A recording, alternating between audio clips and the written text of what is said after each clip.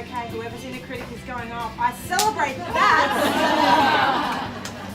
Talk to me later about that voice, wherever it is.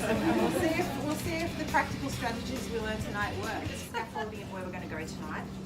To talk about self-compassion and self-care, we're going to start with our personal stories, just a quick snippet of those, before moving into some of the science and who the leading gurus in self-compassion are, and then driving into some practical strategies that we hope you can take away from tonight and apply in your own lives. And my first flirtation with this wonderful world of psychology came about from a personal experience.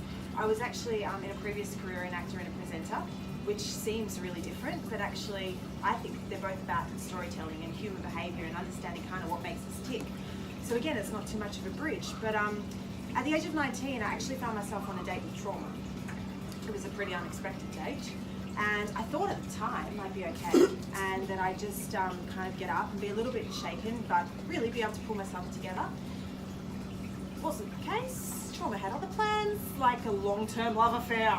So a couple of months later, I experienced some symptoms like sweating, even just talking about it now, they tend to rise up. You know, the heart palpitations, a bit of anxiety, a lot of self-doubt, sleepless nights, insomnia at times, and flashbacks. My mood started plummeting as I started recognizing some really nasty self-talk that just wasn't helpful. So I took myself off to the GP and got a diagnosis, not surprisingly, of post-traumatic stress. That was my first introduction to therapy.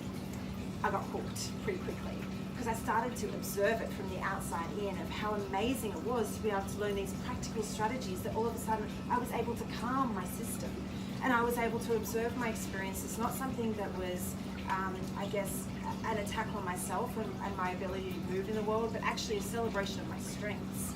I like to think that through the experience, I actually experienced growth.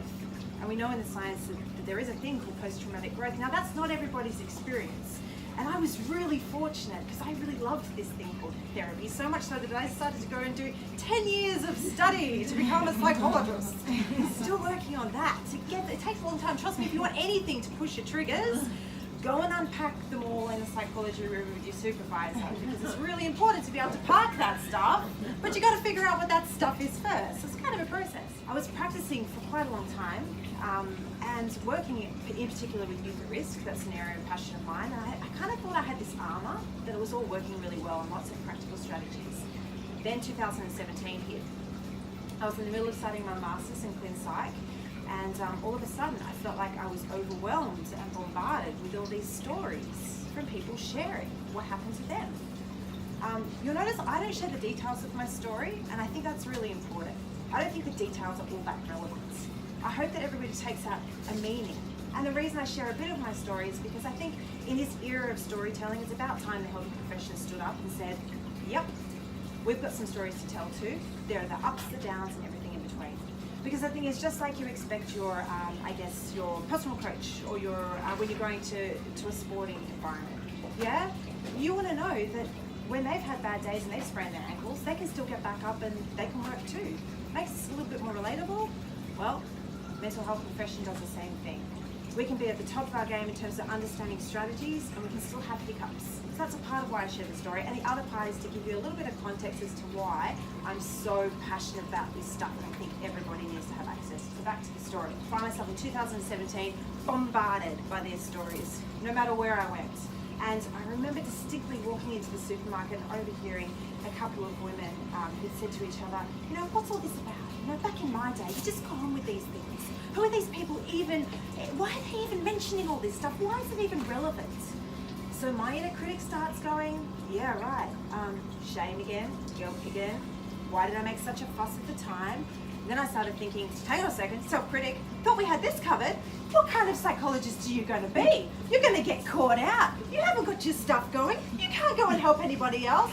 So I went, let's just go back to where this is all from. That's right, self-compassion. That taught me that we're not going to go down this slippery slope right now. So let's stand up the top of that big dark barrel that's just going in one particular direction and reframe this stuff. Thanks to self-compassion work, I was able to reframe my inner critic and say, you know what? This is a really overwhelming time for a lot of people right now. And it's justifiable that in amongst all of this, plus traveling, plus being away from work, plus studying, that you're feeling a bit overwhelmed. Take some time, and look after you. Be kind to yourself. They're the elements of self-compassion that we're going to share with you tonight. Because I was able to just step back and have that conversation with myself and that new perspective, I went, right, let's go. I prioritized right up there my self-care. I dropped back on my client hours and I increased my supervision. And within no time at all, I felt back on my game, at least certainly back towards it, yeah? I'm under no illusion that I'm going to be all good between now and the day I die. I'm pretty sure there's going to be some hiccups with all sorts of things get thrown my direction.